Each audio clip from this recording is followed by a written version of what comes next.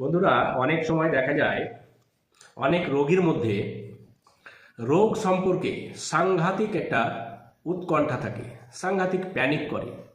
কোনো একটা অসুখ হলো, সে মনে মনে ভাবতে শুরু করবে যে তার অসুখটা ভালো হবে তো, সে আদৌ পূর্বের মতো সুস্থ সবল জীবনযাপন করতে পারবেন তো। এরকম একটা নানান চিন্তা ভাবনা এবং রোগ মানে ভালো হবে কি হবে না, সেরে উঠবেন কি উঠবেন না, এই নিয়ে একটা মানসিক উৎকণ্ঠায় ভোগেন। সাংঘাতিকভাবে মানসিক একটা উৎকণ্ঠা থাকে রোগ সম্পর্কে। তো এই ধরনের রোগীদের ক্ষেত্রে হোমিওপ্যাথিতে কিছু গুরুত্বপূর্ণ এবং কার্যকরী ঔষধ আছে। অনেকগুলো ওষুধ আছে, তার মধ্যে গুরুত্বপূর্ণ ওষুধগুলো হচ্ছে arsenic album, nitric acid, medorrhinum, carcinosin, phosphorus,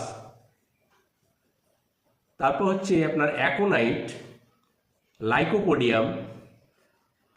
এই ধরনের ওষুধগুলো ভীষণ ভীষণ গুরুত্বপূর্ণ। অন্যান্য সিমটমগুলো অবজার্ভ করে অন্যান্য সিমটমগুলোকে এভালুয়েট করে যদি যে কোনো একটা ঔষধ প্রেসক্রাইব করা হয়, তাহলে সেক্ষেত্রে এই ধরনের রোগীর যে কোনো অসুখের জন্য এই ওষুধগুলো ভীষণ ভীষণ গুরুত্বপূর্ণ। ধন্যবাদ।